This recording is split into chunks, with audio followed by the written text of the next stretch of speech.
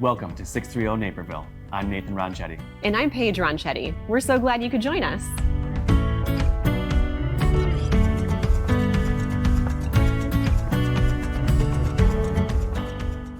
We've got a fantastic lineup for you today. We'll head around downtown with Katie Wood, explore the legacy of a family that's been in Naperville for 175 years, and say goodbye as Brand Bobosky prepares to step down from Century Walk.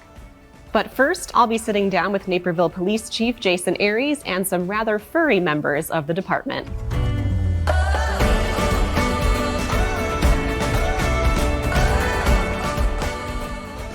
Chief Aries, welcome back to the show. Hi, Paige. Thanks for having me. So as always, it's great to see you, but I'm extra excited because you brought some friends with us today. I've seen the K-9 units around town, and I think it's really cool and interesting, but admittedly, I don't know a lot about the program itself. So I'm really eager to learn more today. Yeah, you're right. And I did bring a couple friends that we'll introduce. With us right now is Detective Susness, obviously, but a little bit about the program before we get into the weeds on it. So we've had the K-9 program since 1980 with the police department, so almost 45 years. We've had 15 dogs, 4 of which are part of our current staff, as we want to call them. We have a bloodhound by the name of Jill. We have a Dutch Shepherd who goes by Rocco. We have a lab whose name is Riggs, and we also have a German Shepherd by the name of Dax. Now, one thing I get asked a lot is, hey, Chief, why do you need a K-9 program? And there's a lot of reasons, a very multifaceted approach that the dogs have, but the biggest thing I point to is the nose. Yeah. Their noses and their sense of smell are so much greater than ours, and in the sense that we use them to find people and then to find drugs, things that we can't find, or if we can't locate something in a vehicle or a home or some other type of structure, their noses help us find things that we otherwise wouldn't find, which is so great to have. So rather than me constantly talk about it, I know we have some of our experts here, so maybe we can turn it over to you and Detective Susness. Yeah, perfect. Hi, Detective. Nice to meet you. So tell me a little bit about your K-9 partner. My K-9 partner is a Labrador Retriever. He's an American Field Lab. He's much taller than the common household English Lab, and he has a longer snout, which helps him detect narcotics. He's a single-purpose narcotics detection K-9.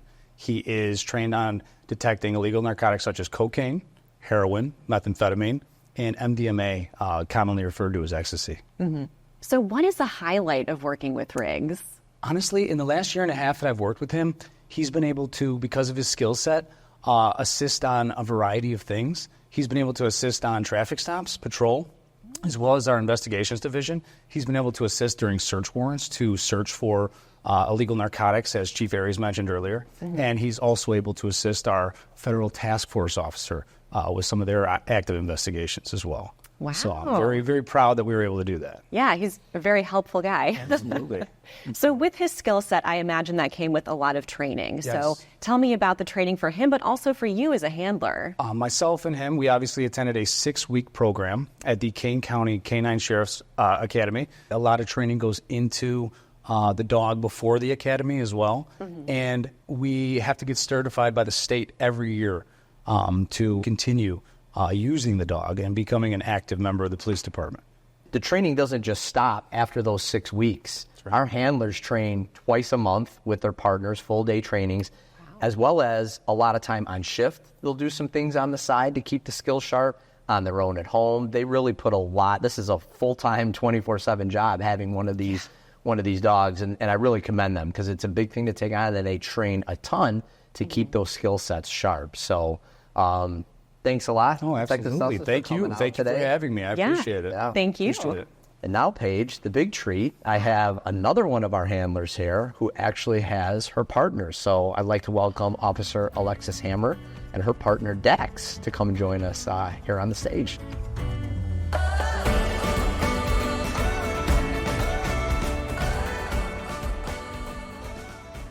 Officer, thanks so much for being here today. Thank you so much for having me. Can you introduce us to your partner? Yeah, this is Dax. He's a 3.5-year-old German Shepherd from Czechoslovakia. He's a dual-purpose canine, which means that he detects narcotics, he does tracks, article searches, as well as apprehension. Okay. And what's a highlight of working with him? The highlight of working with Dax is that it is an ever-evolving situation. I love the challenge. It's constantly goal-oriented, and as soon as you get one thing down, you get to work on the next thing.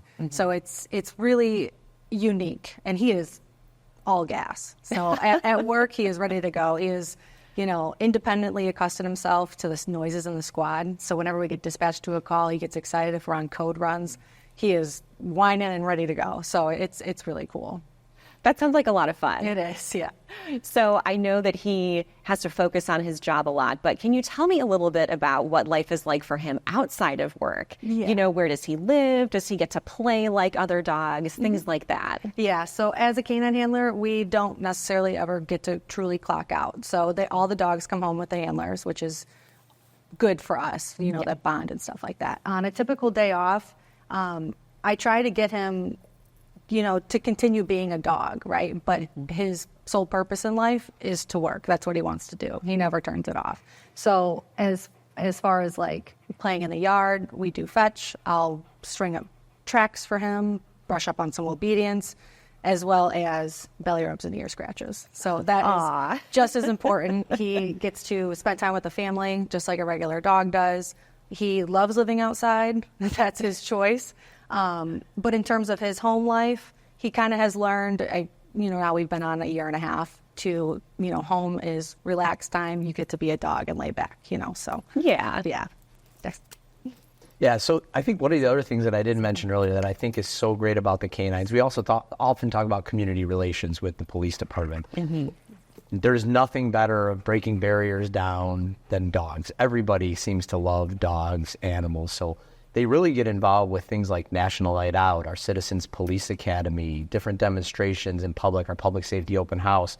So it's a great tool for them to come out, people to meet our dogs, and is just a great way to connect with the community as well. And they all do a great job in their spaces of that. Yeah, absolutely. I love it when I see the canines, at a parade or just downtown somewhere. So it has been really educational today. I feel like I learned a lot. And thanks to all of you and plus Dax for coming in today. Yeah, thanks for having us, Paige. Since 1996, Naperville Century Walk has been producing public art. And at the helm of that organization is founder Brand Bobosky, who's now ready to retire.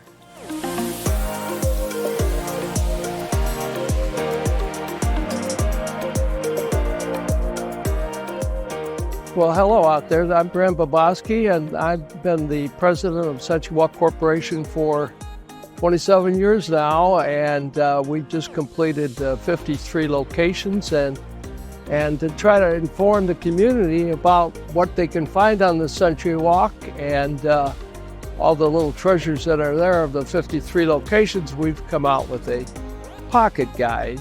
There's mosaics, there are reliefs, there's sculptures, and as you can see here, there's stained glass. You won't find too many parking decks around the country that have a stained glass mural on the front of them. And so today we're going to take a little mini walk around following the pocket guide. Would you like to get started? Let's go.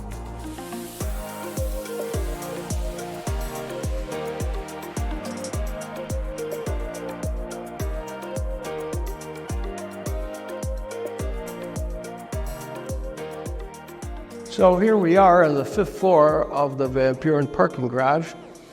This is the top floor, and it features Naperville Central, which is the oldest high school in the community of the 5. Each floor, as we go down to Matea on the 1st floor, the last high school, has the school colors. It plays the school song, and murals are done by the students that worked in conjunction with Tim Etters, who has passed, and now Dodie Mondero, who will finish off the 1st and 2nd floors. This is a great project. 5 floors, a total of 15 different locations where you can see the Century Walk and the work of the kids. And also, remember where you parked your car. You got the song and you got the colors in the school, so hopefully nobody get lost. All right. So here we are at our 4th location, Heartland Harvest, down at Main and Jefferson, which is Italian tile, small little pieces of tile It tells a great story about the farms and the subdivisions or homes that are now located on what was once farmland. And so around the outside, we have the names of the farm, and then underneath them, the subdivisions that they have been located. If you stand up close, you don't really get the full message. You need to be a little bit away from it, and then you can see the flower or the crops, butterflies, on up through the silo and the farm itself. Also, if you go to the book, you'll find a code where you can dial in on it, and you'll get the audio that'll do a much better explanation of this mosaic tile than yours truly. Here we are now in front of my old friend, the Cat in the Hat. Read the book to our kids, and they read it to their kids, and I'm sure that everybody knows all about the Cat in the Hat. Early on, he had whiskers here, but somebody lifted their kid up and they pulled those out. That happens. Otherwise, he's in pretty good shape. We do get a lot of comments about him in particular, because here I am at the corner, there's two streets going by. People say, he's pointing the wrong way. Well, he does have to point somewhere, and we have him like a Pied Piper leading kids and others to the library rather than walking away from it. So we're very proud of this one. Kids love it, and it's from a California artist.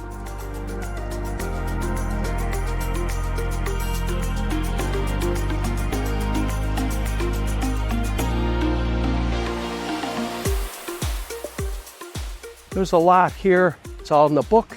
We hope that you take advantage of that situation. You have a day when you're looking for something to do, gather your family or your friends, neighbors, relatives, and go on a century walk.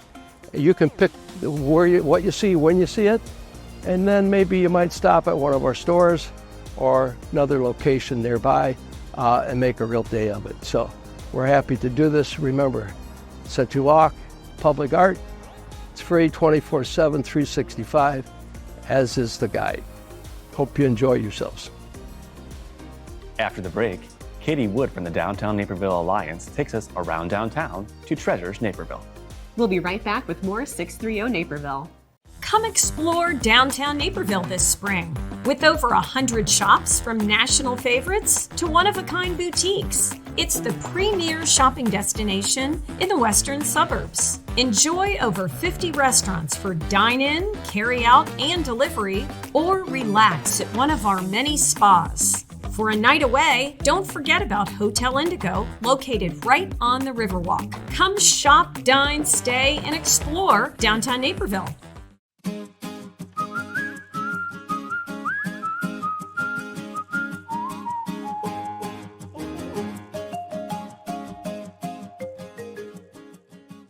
There are so many places you know and love in downtown Naperville. Today we're here to shine the spotlight on one of the most fun places you'll come to.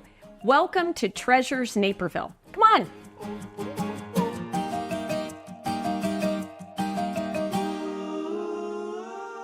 Mike, they call you Mr. Treasures. Tell us why playing games is important for your brain health. Well, your brain is something that definitely needs some stimulation sometimes, so I would say playing a game with family and friends actually is a wonderful thing to do to get away from being hooked on devices, watching screens. It helps out so much to just be able to unplug and enjoy some of the finer nuances that don't need technology. So for example, like this one right here, this really gets your creative side going. This is called the How I Survived game. I love playing this game with my kids.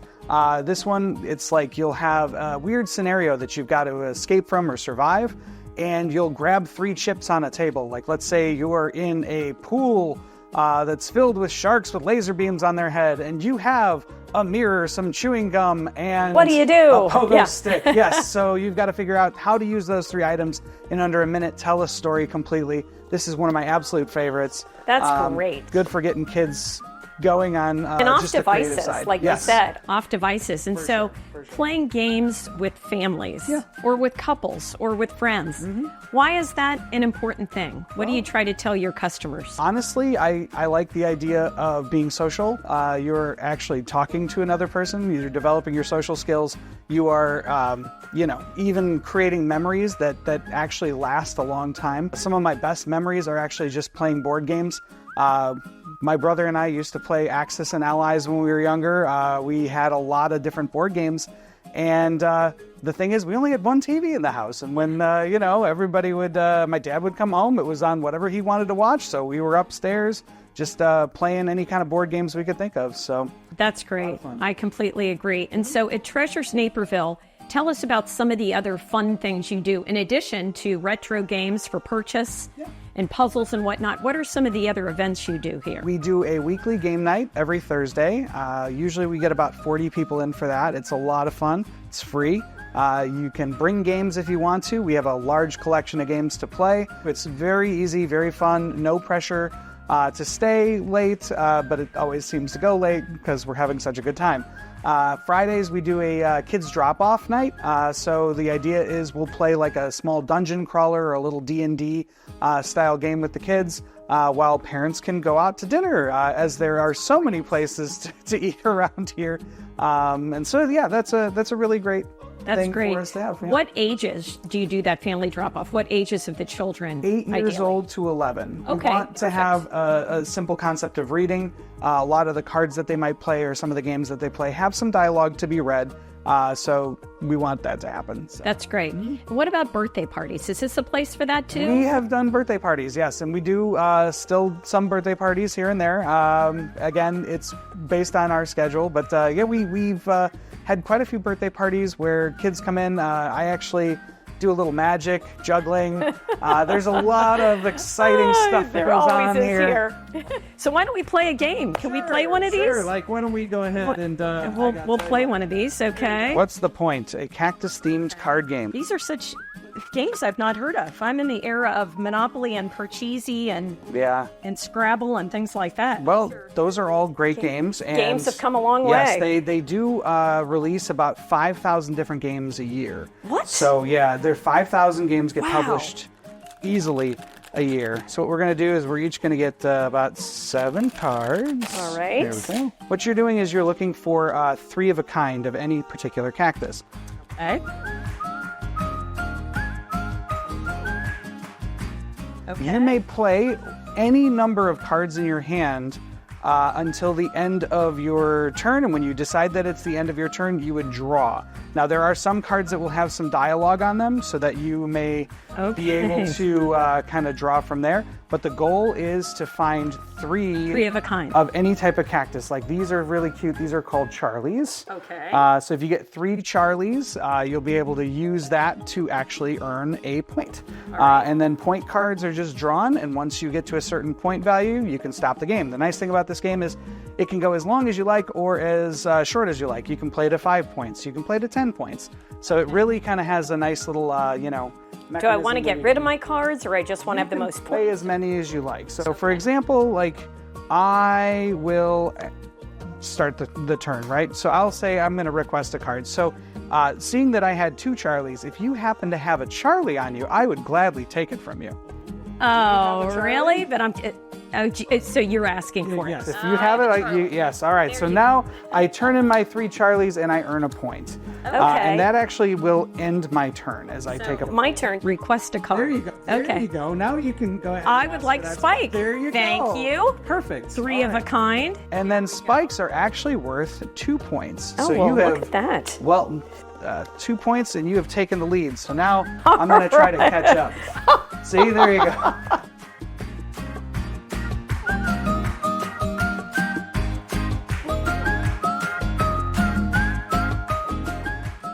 We're going to keep playing this game. We're not done with this. But thank you for joining us downtown Naperville and at Treasures Naperville, where there is nothing but fun. Thank you, Mike. Thank you.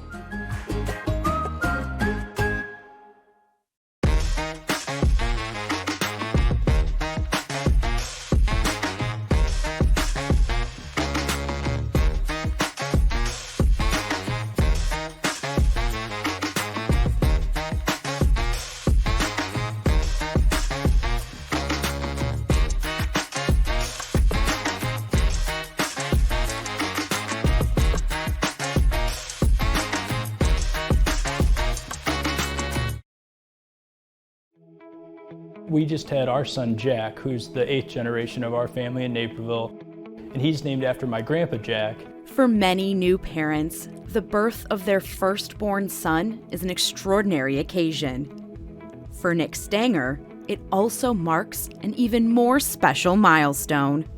It's funny when you tell people that you're 8 generations now in the same town, they really can't even wrap their mind around it. One study I read said that 12% of Americans are from their hometown and live there for more than 35 years. So there are a lot of long-standing multi-generational families in Naperville, but to go back 175 years is pretty extraordinary. The Stenger family is often known for its storied history, once having their own brewery in Naperville in the mid-1800s. Stenger Brewery quickly became one of the top employers in the DuPage County area, even serving as the training ground for the founder of one of the largest breweries ever. The man that the Stenger brothers were mentoring to become the next head brewmaster was Adolf Coors. He decided, looking around, that he probably didn't see as strong a future for himself in the Stenger Brewery. He just decided he would go out west to Colorado, and the rest is history. The Stenger Brewery continued to operate for over 4 decades, eventually selling to another brewery. Yet the family's legacy endured. For the next 150 years, the Stengers would become bankers, star athletes and coaches, and then own a real estate company that would help grow Naperville. What's interesting to me about the Stenger family legacy is it could have stopped with the brewing, and then people could have just done their thing and things like that. But the leadership, the entrepreneurship, and just sort of that next level success is driving the family. Today, Nick Stenger continues to exercise that entrepreneurial spirit. For the past 40 years, his father, Ron Stenger, was a financial planner and investor with a business in Oak Brook. Nick followed in Ron's footsteps, first by joining his father's business, and now running his own financial planning company in Naperville. It feels like we're bringing the business back home, and to build a family office where it can keep going even beyond me or beyond my father, beyond Jack even. That's our hope. And speaking of little Jack, his parents and grandparents are cherishing the bundle of joy he is now. We are so blessed to be only approximately 10 minutes away, so we're able to continue to pour the love and affection and attention into the new generation now, just like it was poured into me. One family, 8 generations, and 175 years in Naperville. The Stenger family continues to thrive and give back to the community they call home, bringing the legacy of Peter Stenger and his sons full circle. Thanks for joining us here on NCTV 17. And now you know, from 630 Naperville, I'm Nathan Ronchetti. And I'm Paige Ronchetti. We leave you with a performance from the Gospel Extravaganza. You can catch the full event at nctv17.org. See you next time.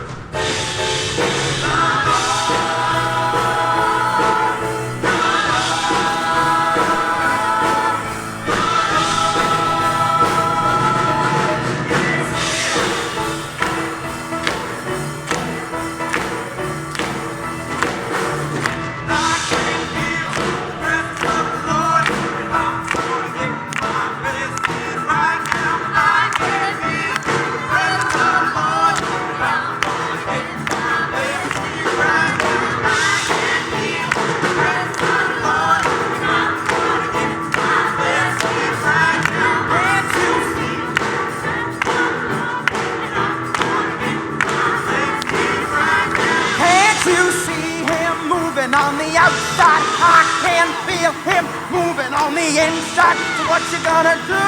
Praising through the dew. Healing, power, and victory.